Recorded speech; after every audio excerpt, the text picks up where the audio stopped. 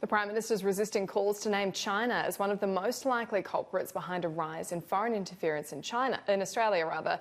Live to political reporter Eliza Edwards. Eliza, Australia's spy chief has sounded the alarm on the rising threat of espionage. Yeah, that's right, Annalise. In his annual threat assessment, the ASIO Director-General said levels of espionage are currently higher than they were during the Cold War. He detailed instances of foreign actors intimidating our citizens, working within universities before passing information on to foreign governments. But Mike Burgess wouldn't directly name China or any other country believed to be responsible. The Prime Minister was also playing it safe. We deal with foreign interference in all its forms, wherever it comes from. And each and every day we ensure that our agencies are well resourced to counteract that threat. The legislation we put in place, the resources we put in place, and we'll keep doing that every single day to protect Australia's national interest.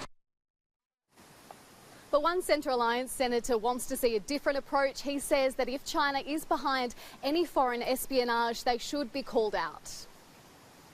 One issue I have is that the Australian government has refused to call out the state actor involved in these foreign influence activities, and I think that they should be called out. It's likely to be China. I don't think anyone would be surprised by that, and the government should simply state that that is the case. That's part of a public awareness, but also puts pressure back on China to make sure that they understand that this is not acceptable and it will be called out. And Eliza, the ASIO boss also singled out the threat of right-wing extremism. That's right. Mike Burgess was talking about right-wing extremism. It's something that's been in the spotlight since the horrific Christchurch massacre last year. He was talking about an increase in neo-Nazi activities that's been noticed in Australia. In Australia, the right-wing extremist threat is real and it is growing. In suburbs around Australia, small cells meet regularly, salute Nazi flags, inspect weapons, train in combat and share their hateful ideology. While the Home Affairs Minister says this threat is being taken very seriously, he seemed to suggest that Islamic terrorism is still posing a bigger threat.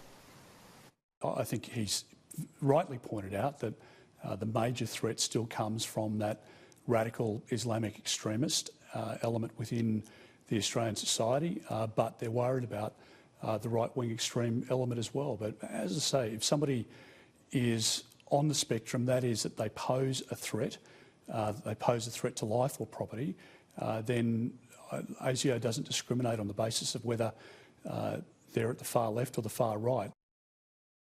When we want to address and curb the rise of violent extremism, whether it's coming from Islamic fundamentalism or from the far right, we need to be working with the community.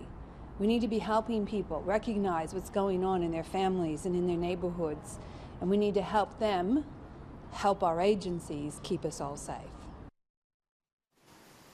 So, Annalise, a tone of bipartisanship from Labor there on the need to tackle terror threats from all sides.